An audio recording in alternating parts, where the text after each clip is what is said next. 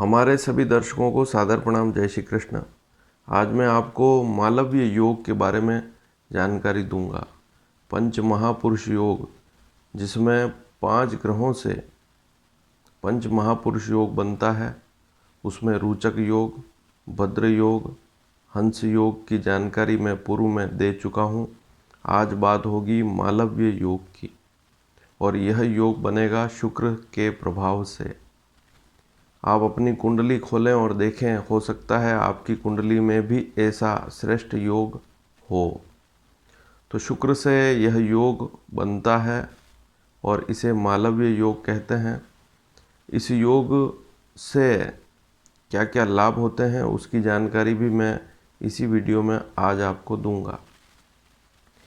तो जो आपकी लग्न कुंडली है उसी से इस योग को समझेंगे।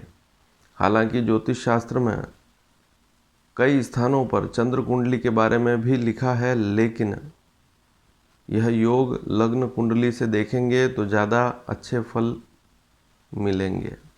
तो आपकी जो लग्न कुंडली है उसमें आप देखें कि 4 भाव, केंद्र भाव, उनमें शुक्र बैठा हो। सबसे पहली स्थिति, केंद्र भाव कौन कौन से होते हैं? लग्न, आप यहाँ पर कुंडली से समझ सकते हैं।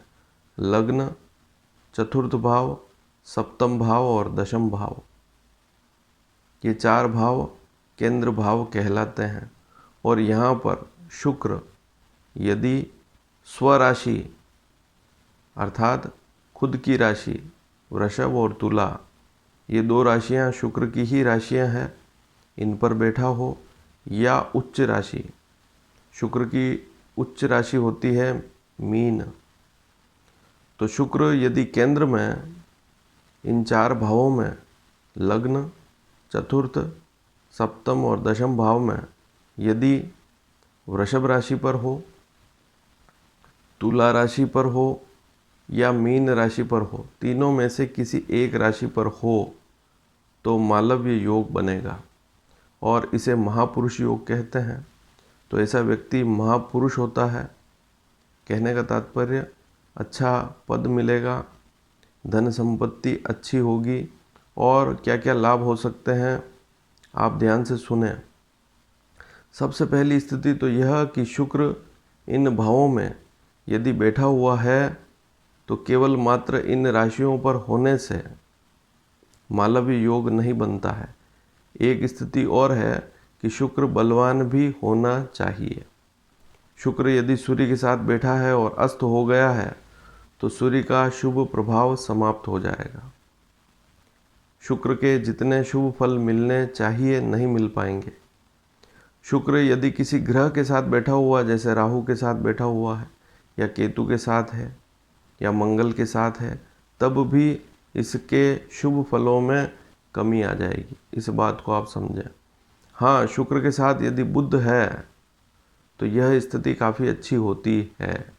इसे आप अवश्य ध्यान में रखें। तो शुक्र जो है यदि 12 से 18 डिग्री के बीच में है तो यह सबसे श्रेष्ठ स्थिति होगी, क्योंकि ऐसी स्थिति में शुक्र युवा अवस्था में होगा और बलवान होगा।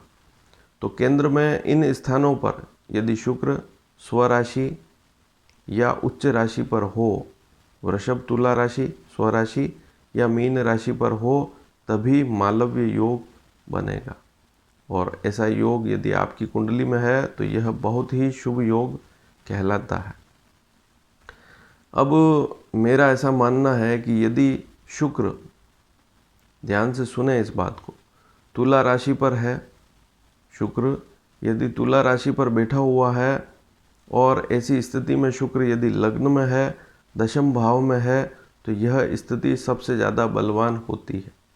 7 नंबर तुला राशि पर शुक्र यदि लग्न में बैठा हुआ है, 7 नंबर तुला राशि पर शुक्र यदि दशम भाव में बैठा हुआ है, तो यह स्थिति सबसे ज़्यादा बलवान होती है। अब दूसरी स्थिति, यदि शुक्र वृषभ राशि पर है, लग्न में बैठा हुआ है, तो यह स्थिति भी काफ़ी अच्छी होती है। और शुक्र यदि चौथे भाव में, चतुर्थ भाव में वृषभ राशि पर बैठा हुआ है, तो यह स्थिति भी ज़्यादा अच्छी होती है।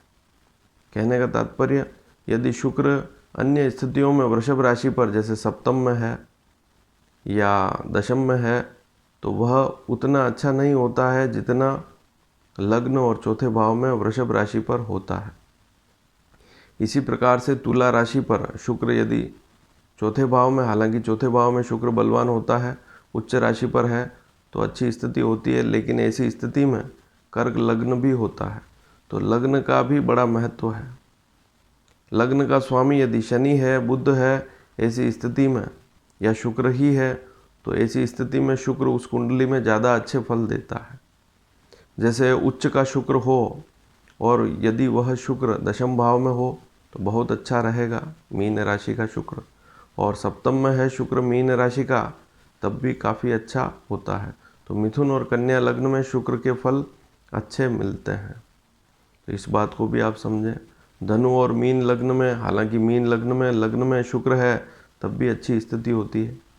तो कुल मिलाकर वैसे तो प्राचीन विद्वानों ने केंद्र में यदि मीन राशि पर हो, वृषभ राशि पर हो, तुला राशि पर हो तो ऐसा योग मालव्य योग कहलाएगा ही। लेकिन जो मैंने स्थितियां बताई उन स्थितियों को देखते हैं तो वे स्थितियां ज़्यादा अच्छी और ज़्यादा अच्छे फल देने वाली होती है। अब इस मालव्य योग के क्या क्या फायदे हो सकते हैं? जैसे गुरु धन का कारक है, वैसे शुक्र भी धन लक्ष्मी का कारक है।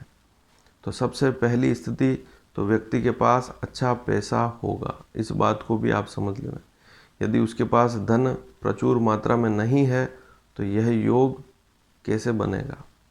यह योग होते हुए भी इसके शुभ फल नहीं मिल पाते हैं।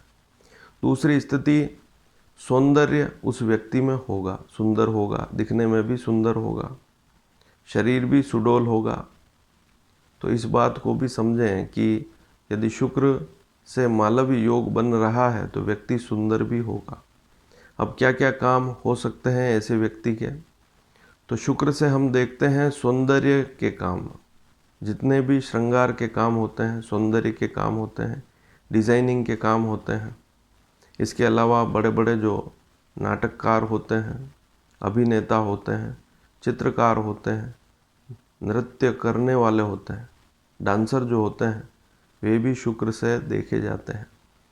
तो व्यक्ति यदि नृत्य करता है, अच्छा डांसर है, चित्रकार है, अच्छा कलाकार है, अभिनेता है, तो शुक्र के सारे गुण उसमें विद्यमान हैं। इसके अलावा जैसे आप देखते हैं टैक्स के जो वकील होते हैं वे भी शुक्र से देखे जाते हैं।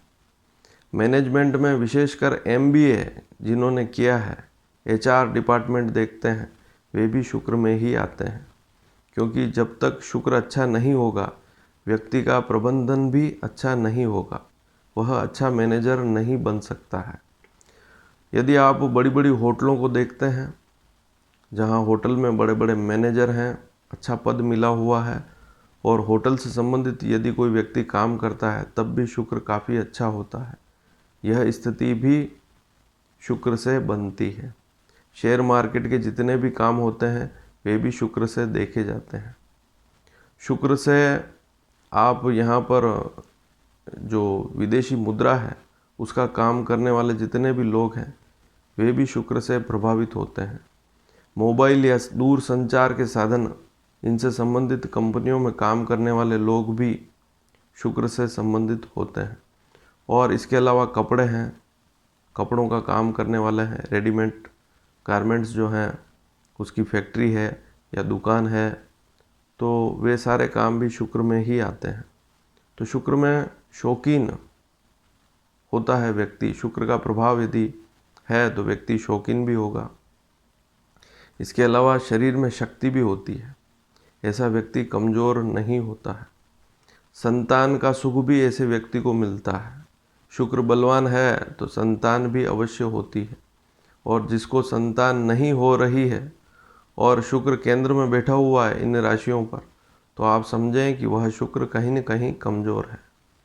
तो शुक्र से ये सारी स्थितियां देखी जाती है। जितने भी लग्जरियस काम होते हैं, विलासिता वाले काम होते हैं, भौतिक संसाधनों वाले काम होते हैं, वे सारे शुक्र से देखे जाते हैं। तो शुक्र में जैसे पटवारी भी आते हैं, जैसे खेतों की जो लेखा जोखा रखने वाले होते हैं सरकारी विभाग में, वे भी इसी में आते हैं। राजनीतिज्ञ भी आते हैं, लेकिन ऐसे राजनीतिज्ञ जो सुंदर भी हैं और जिनका मैनेजमेंट काफ़ी अच्छा है, तो शुक्र से व्यक्ति राजनीति में भी जा सकता है। लेकिन शुक्र का प्रभाव उस व्यक्ति में होगा, सौंदर्य प्रिय होगा, इत्र का काम करने वाले, सुगंधित वस्तुओं का काम करने वाले, अगरबत्ती का काम करने वाले, तो ये सारी स्थितियां शुक्र से देखी जाती है।